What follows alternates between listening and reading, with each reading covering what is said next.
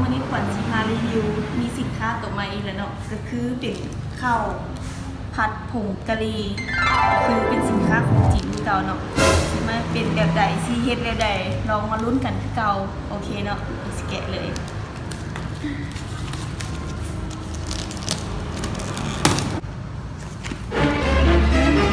ว้าวมีอะไรบ้างเอ่ยอันนี้เป็นพวงอันนี้มีอย่างไวเกินน้ำซอสน้ำซอสอันนี้ก็คือข้าวแล้วอันนี้ดิไม่เคยน่าจะเป็นผงมันเด็ดๆกระสินคือเก่าอุ้ยมันมีน้ำไหมพ่อว่ะ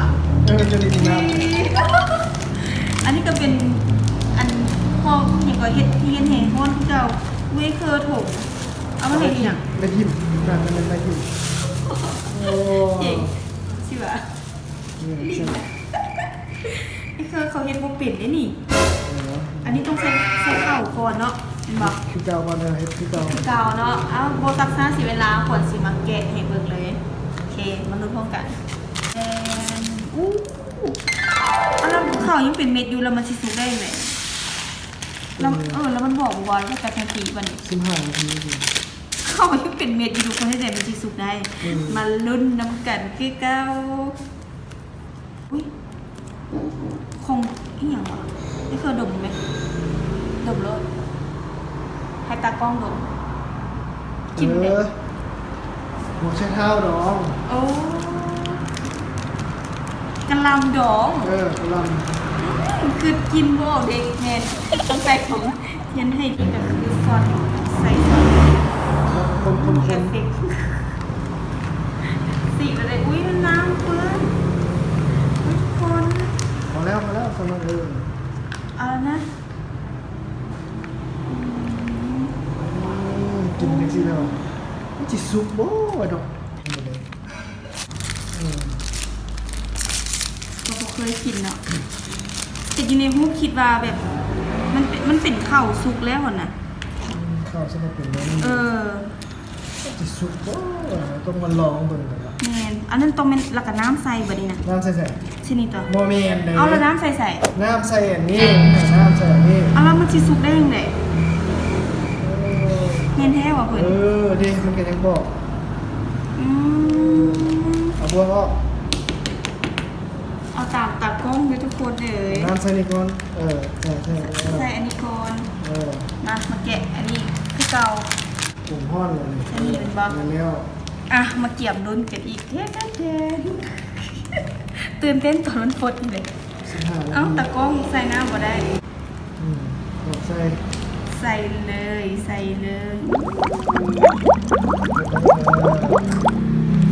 ตุ้งขึ้นตุ้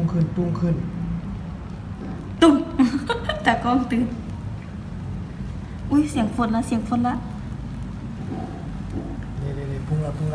น้ำพอบ่วะเพิ่นบ่เป็นน้ำใช่นี่วะบ่แม่นจะเถียงกัน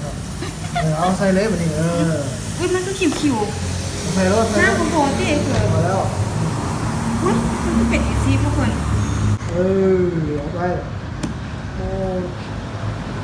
หาดีพอรอลุ้นกันอีกคือเก่าอุ้ยมันเป็นตะย่านเดี๋ยวเป็นฮ้อนอีเด้โอเคนะมาทุกคนสังเกตเบิ่งควันมันจะพุ่งขึ้นพวงเอามันแหงมันแหงดีโอเคผ่านไป15 นาทีหรือว่า16 นี่แหละเนาะกะบ่ได้ลืมเบิ่งทีเลยชิมาเปิดชิมาลุ้นกันว่าข้าวมันสิสุกได้ที่ไหนเนาะถึงระบบโอเพนนี่แทนว้าวหอมมาเบิ่งมันสุกบ่มาเบิ่งกันว่ามันสุกบ่สุกแท้ได้เพิ่นแค่15 นาทีข้าวสุกได้หนูขนาดเอาหุงข้าวมันยังหอมยังกาย15 นาทีวันนี้ฮ้อนแฮงบ่โอเคซีมกันเลยวันนี้นะมาซีมพร้อมกันอุ้ย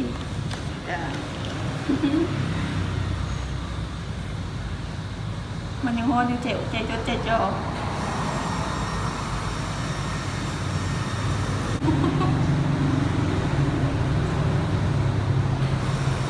ดี๋ยวเรายังพออยู่เราจะบอกรสชาติรู้สึกว่าแซ่บคือมีหมักป่ะวะ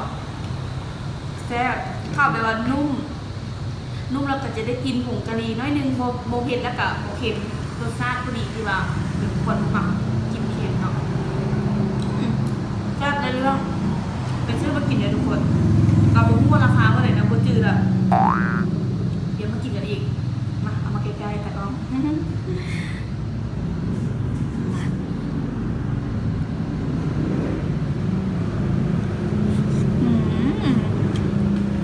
แซ่บภาษาจีนไม่ได้แซ่บ บอกหาวชื่อภาษาจีนอ่ะ อันที่ว่ากินคือหน้าตาบแซ่บจิกห้อนแห้งนี่ดิขนาดว่าหุงข้าวมันนึ่งประมาณครึ่งชั่วโมงอันนี้แค่15 นาที2 สุดได้ถือว่าจริงสุดยอดนี่โอเคซีมซีให้ตากล้องมาซีมคือเก่าวันนี้โอเคนะโอเค เจ้าสบายดีนะซีเบิ่งว่าจริงข้าวมันก็เป็นเม็ดเนาะแต่บ่ฮู้ว่ามันสุกได้ไงมึงลองซิมมึงข้าวมันอ่อนขนาดเลยแปลกในความรู้สึกคือว่าข้าวมันจะเป็นแบบแข็งๆนะแต่อันนี้แบบโคตรอ่อนเลยอันนั้นข้าวอ่อนนะ อันนี้โบได้ตัวแท้เลยเข้ามันจะสุกแท้เลย ให้เอาใกล้ๆไปให้ตากล้องพี่มันก็ได้ เห็นปะสุกเลยแซ่บเป็นบอ แซ่บหลายรสชาติแบบออกอินเดียมาขั้นเล่าเรื่องผงกะหรี่แล้วมันก็เป็นออกอินเดียเลย เสียงแอฟริกรถกระไล่หลายเพราะว่าบ้านอยู่แคมทางได้ยินเสียงเล็บปวดเลยไม่มีจะขออภัยนะจ๊ะขออ เดี๋ยว ภัย คลิปต่อไป เดี๋ยวมีเมนูใหม่ เมนูยังขึ้นไว้แล้วอะ เดี๋ยวฝาก เอาไว้ นะ เวลาปิดลับเอาไว้ให้ทุกคนลุ้นกัน ติดตามเลยกดซับสไครต์เลย พวกเขาสิมีสินค้าใหม่หรือว่าเป็นพวกอาหารหรือว่านั่นแหละเนาะรอเบิ่งที่ตามกันนั่นเขาสิมีคลิปมาอัปเดตมารีวิวให้เบิ่งกันเรื่อยๆเนาะโอเคกล้องก็สิเป็นมุมเก่าฝาแบ็คกราวด์เขากับบอลเก่านี่แหละเนาะทุกคนหลังจากตากล้องมันกินบ่หยุดเลยบ่สนใจเขาอีกเขามาได้มาซีมแล้วเนาะเป็นยังไงมักบ่มักก็อย่าลืมกดไลค์กดติดตามกดแชร์ให้ควรนำมีเด้อสำหรับคลิปนี้สิได้ไปก่อนเจอกันใหม่ในคลิปหน้าเนาะโอเคบ๊ายบายตากล้องบ๊ายบาย